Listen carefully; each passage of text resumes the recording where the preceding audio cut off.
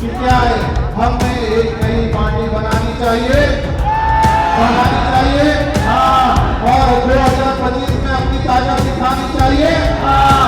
तो आप लोगों की बातें और आप लोगों का आदेश को पालन करते हुए मैं आप लोगों को बताना चाहता हूँ कि मैं एक नई पार्टी की घोषणा कुछ ही समय में एक नए जगह पे, और मैं आप लोगों को एक और बड़ी बात बताने जा रहा हूँ कि लड़ाई जब पूरे बिहार की है तो बिहार की 10 सबसे बड़ी पार्टी हमारे साथ आकर इस लड़ाई को लड़ने के लिए तैयार है।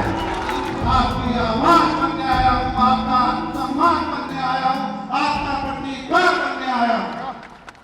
और साथियों, मैं यहाँ कोई राजनीति समझौता करने नहीं आया हूँ, मैं यहाँ कोई राजनीति समझौता करने नहीं आया हूँ। मैं आपकी हक और हिस्सेदारी की लड़ाई लड़ने आया हूँ, आपका सम्मान को दिलाने आया हूँ। और मैं आप लोगों को वादा करता हूँ कि जहां न्याय होगा निशिकांत वहां आवाज बनकर खड़ा रहेगा, और जहां अत्याचार होगा निशिकांत वहां तलवार बनेगा, और जहां समाज को पीछे छोड़ा जाएगा निशिकांत वहां बदलाव बनेगा, और जहां समाज को दरकिनार किया जाएगा निशिकांत वहां ढाक बनेगा, और जहां आपका सम्मान छीना जाएगा निशिकांत वहां प्रतिकार बनेगा। साथियों, हम सिर्फ जातीय तक नहीं सीमित रहेंगे, हम अब मुक्त निर्धारित बनेंगे, और हम सिर्फ सहयोगी नहीं, अब हम नेतृत्व करेंगे, और हम सिर्फ भाषणों में नहीं, अब हम बिल संसद और सरकार में लिखेंगे। अब हमारी एकता को कोई तोड़ नहीं सकता, और अब हमारे समाज को कोई रोक नहीं सकता। अब हम इतिहास देखने का इंतजार नहीं करेंगे, अब हम इतिहास रचने का इंतजार करेंगे। और आपका बेटा, आपका भाई, आपका सिपाही आप लोगों से वादा करता है, और मैं एक संकल्प लेता हूं कि मैं अपने समाज के लिए, मैं अपनी शक्ति, मैं अपना नेतृत्व और मैं अपना भविष्य इस समाज को देने के लिए अपना जिस्म का, खून का एक एक कतरा इस समाज को समर्पित करता हूं, समर्पित करता हूं।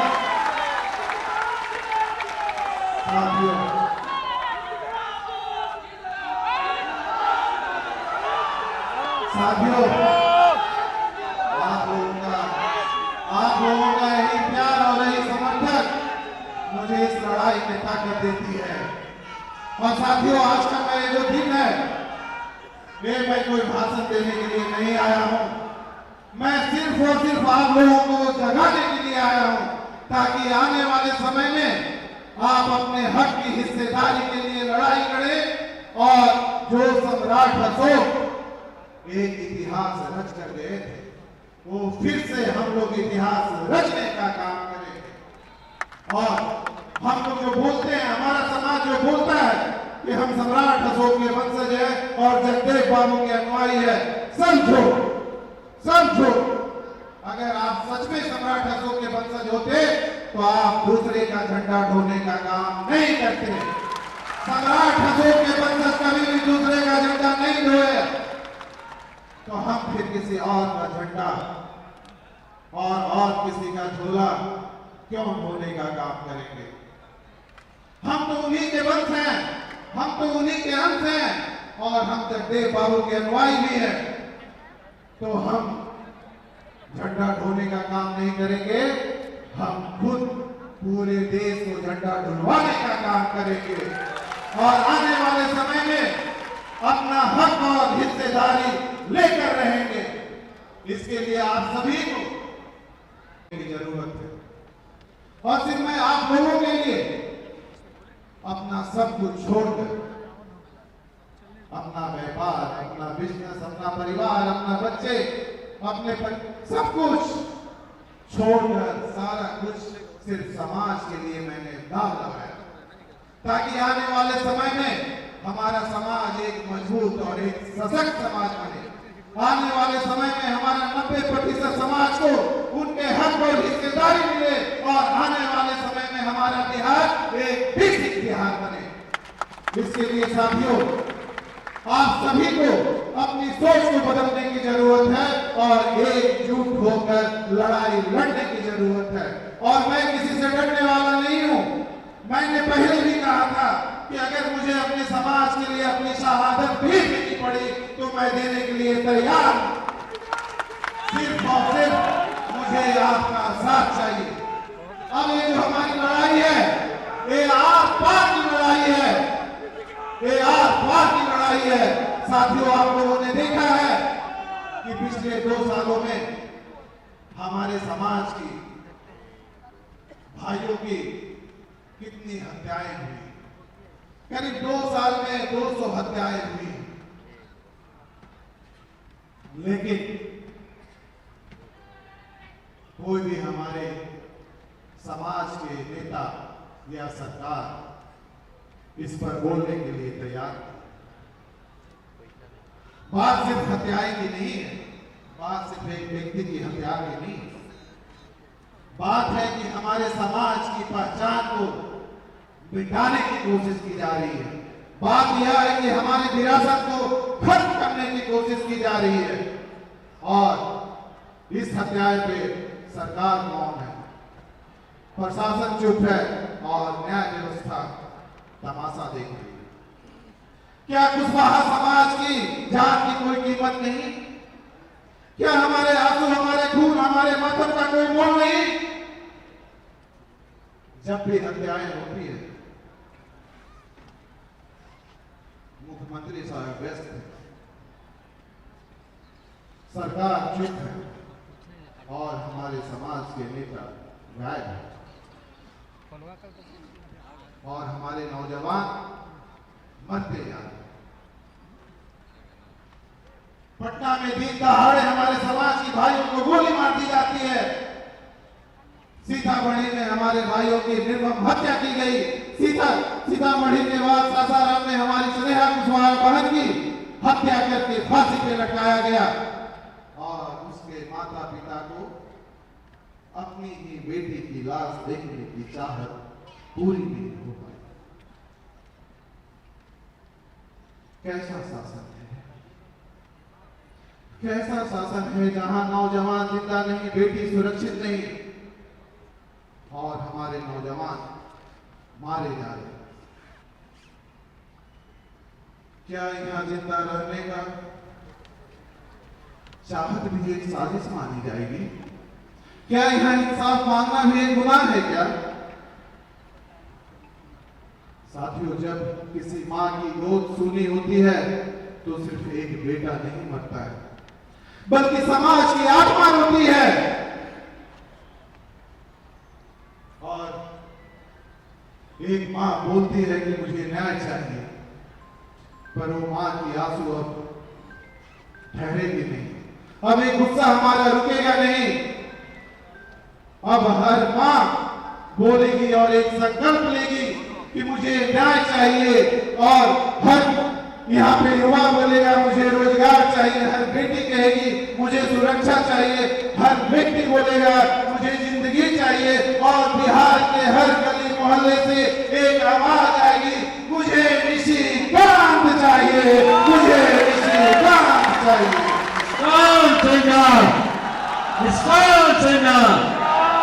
साथियों, ऐसा हो, निष्कांत सिन्हा जैसा हो। हमने सबको सत्ता में बैठाने का काम किया। हमने सबको सत्ता में बैठाने का काम किया। हमने सबको अपना वोट दिया, लेकिन बदले में हमें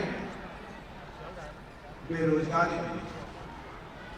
हमने लोगों के लिए अपना पसीना बहाया, लेकिन बदले में हमें अपमान मिला। हमने लोगों के लिए भरोसा किया, लेकिन बदले में वादा खिलाफी मिली। हमने तो दूसरों के लिए अपना खून बहाया, लेकिन किसी सरकार ने हमारी समाज की चिंता नहीं की। हमने तो उनके लिए दीवारें उठाई थी, लेकिन किसी सरकार ने एक छत बनाने का काम। साथियों, अब बस, अब बहुत हो गया। अब हमने सिर्फ मांगेंगे नहीं, बल्कि खुद करेंगे। अब हम सिर्फ भीड़ का हिस्सा नहीं, खुद निर्णायक बनेंगे। अब बिहार को बदलने की जरूरत है, बात बदलाव की और बात बिहार की। साथियों, इस 40 सालों में हमने कई सरकारों को देखी। सरकारें आते रही जाते रही, लेकिन हमारी जिंदगी वहीं की वहीं रुकी रही। 40 साल को इस कम समय नहीं होता है साथियों। हमारे 4 दशक गुजर गए और हर बार ये वादा हुआ, ये बोला गया विकास होगा, बदलाव होगा, पर क्या हुआ? विकास तो हुआ, पर किसका विकास हुआ? बदलाव तो हुआ, पर किसका बदलाव हुआ? जनता का नहीं, सिर्फ नेता का। अब समय आ गया है इन 40 सालों का हिसाब दो। आप बोलते हो विकास हुआ है, अगर हमारे बिहार का बेटा दिल्ली में ऑटो चला रहा है, हमारे बिहार का भाई मुंबई में गाड़ी चला रहा है, यहाँ का युवा अपना पेट पालने के लिए पलायन कर रहा है, यहाँ का व्यक्ति पंजाब में जाकर मजदूरी कर रहा है और यहाँ की बेटी बेंगलोर में जाकर नौकरी ढूंढ रही है, और आप बोलते हो विकास हुआ है। अगर इसी को विकास बोलते तो फिर एक किसान इतना मेहनत करने के बावजूद भी कर्ज में डूबा हुआ है। आज एक गरीब परिवार अपने इलाज करवाने के लिए अपना दम तोड़ रहा है, और एक युवा अपने नौकरी के लिए पलायन कर रहा है, और आप बोलते हो विकास हुआ। विकास तो हुआ है, लेकिन सिर्फ और सिर्फ यहाँ के अखबारों में और होर्डिंग में हुई है, ना कि सच्चाई जनता की विकास हुई। अब समय आ गया है कि 40 सालों का हिसाब दो और बताओ, बिहार बदला या बस तुम्हारी किस्मत बदली है? साथियों, अब समय आ गया है कि हम बिहार की जनता को एक नया विकल्प दें, पहला खबर है वो। और अब समय आ गया है बिहार को एक विकसित बिहार बनाए, और आने वाले समय में हम अपने हक और हिस्सेदारी का हिस्सा लें। जन आशीर्वाद, इसके लिए आप एकजुट होकर लड़ने की जरूरत है। अगर आज नहीं लड़ेंगे तो इतिहास आपको कभी भी माफ नहीं करेगा साथियों, और ये मौका आपको कभी दोबारा नहीं मिलेगा, और कोई भी समाज का बेटा पुनः आपकी लड़ाई लड़ने के लिए नहीं आएगा। ये आप आज गांठ बांध करके रख दीजिए। और अगर हम चाहते हैं कि 2025 में हम बिहार को एक विकसित बिहार बनाएं और अपने समाज को एक मजबूत समाज बनाएं और 90% लोगों को उनका हक और हिस्सेदारी दें, तो इसके लिए हम सभी को एक मंच पर आने की जरूरत है। मैं आपसे 3 सवाल पूछता हूं। क्या आज हमारे कुशवाहा समाज में एक नए नेतृत्व की जरूरत है या नहीं है? आप लोग बताएं, है या नहीं है? आज हमारे बहुजन समाज को एक नए नेता की जरूरत है या नहीं है? आज बिहार को एक नए विकल्प की जरूरत है या नहीं है? जोर से बोलिए, है या नहीं है? आप लोग क्या कहते हैं कि क्या हमें एक नई पार्टी बनानी चाहिए? हाँ। और 2025 में अपनी ताकत दिखानी चाहिए? हाँ। तो आप लोगों की बातें और आप लोगों का आदेश को पालन करते हुए मैं आप लोगों को बताना चाहता हूं कि मैं एक नई पार्टी की घोषणा कुछ ही समय में एक नए जगह पे। और मैं आप लोगों को एक और बड़ी बात बताने जा रहा हूं कि लड़ाई जब पूरे बिहार की है तो बिहार की 10 सबसे बड़ी पार्टी हमारे साथ आकर इस लड़ाई को लड़ने के लिए तैयार है। और इसकी घोषणा 10 पार्टियों के साथ हम शायद हफ्ता 10 दिन करने वाले हैं। और उदाहरण के लिए मैं बता रहा हूं कि जो देश की सबसे बड़ी पार्टी थी और अभी भी है, जिन्होंने बिहार बिहार के लोगों को एक सपना दिखाने का काम किया था, और जितने भी बिहार में अभी तक नेता बने हैं सब उसी पार्टी के प्रोडक्ट हैं। आप सब लोग उस पार्टी को जानते होंगे, जनता पार्टी। जनता पार्टी भी आज हमें अपना नेता चुन लिए हैं, और इसके लिए मैं जनता पार्टी के सभी सदस्यों को मैं बहुत बहुत धन्यवाद देता हूं। जनता पार्टी के हमारे अध्यक्ष हैं और उनके सीनियर लोग हैं, आप इनके लिए एक बार जोर से ताली बजाइए। ये 2025 जो चुनाव होगा वो जनता पार्टी हमारे नेतृत्व में हम लोग मिलकर करेंगे और हमारे साथ विलय भी करेंगे। और दूसरी जो सबसे बड़ी पार्टी मैं आपको बताना चाहता हूं, जिनकी हम हमेशा बात करते हैं, जो हमारे अध्यक्ष रहे हैं, हमारे जगदेव बाबू, जो जगदेव बाबू की ओरिजिनल पार्टी थी, जिन्होंने खुद उन्होंने अपने हाथों से बनाया था शोषित समाज दल। शोषित समाज दल भी अपना नेता निशिकांत सिन्हा को चुन लिए हैं, और शोषित समाज के भी अध्यक्ष और उनके कार्यकर्ता यहाँ पे मौजूद है।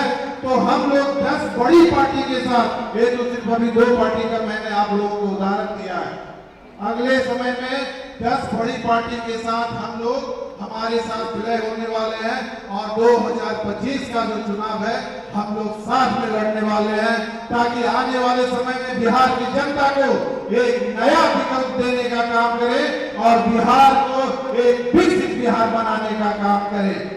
इसके लिए मुझे आप सभी लोगों का आशीर्वाद और साथ की जरूरत है। आप लोग हमारे साथ तैयार हैं? इस लड़ाई में साथ देने के लिए तैयार हैं? तो फिर से अगले बार मैं आप लोगों को बुलाने वाला हूं, और बहुत बड़ी खबर आपको हफ्ते 10 दिन के अंदर देने वाला हूं। और फिर इसी ताकत को हम लोग अभी मौसम को देखते हुए गांधी मैदान में हमने रैली ले रखी थी, और मौसम ठीक होगा तो चुनाव के पहले हम इस आगाज को गांधी मैदान से, आज बापू सभागार से तो हक की हुंकार लगी है, और उस समय गांधी मैदान से बदलाव की हुंकार लगेगी। इसलिए आप लोग अपना कमर कस लीजिए और लड़ने के लिए तैयार हो जाइए। और इसी के साथ मैं अपनी बातों को विराम देता हूं, और मैं अपने पार्टी के लोगों को यहाँ पे बुलाता हूं, जो जनता पार्टी, तो मैं बुलाता हूँ, और मैं जनता पार्टी के अध्यक्ष को मैं बुलाना चाहता हूँ। और आप लोगों ने मेरे ऊपर भरोसा जताया, मेरे ऊपर विश्वास किया, आप लोगों ने मेरा समर्थन दिया, इसलिए मैं आप लोगों को फिर से एक बार दिल से आभार व्यक्त करता हूँ। और जितने भी हमारे मीडिया के दोस्तों हैं, साथी हैं, उन्होंने सुबह से अपना 100% इस रैली को सफल बनाने में लगे हुए हैं, अपना समय उन्होंने कीमती समय दिया। इसलिए मैं अपने सारे मीडिया के कार्यकर्ता को, साथी को मैं दिल से धन्यवाद देता हूं। इसी तरह से आपका साथ, आपका प्यार बना रहे, और आने वाले समय में हम लोग एकजुट होकर बिहार को बदलने का तैयारी करें। धन्यवाद।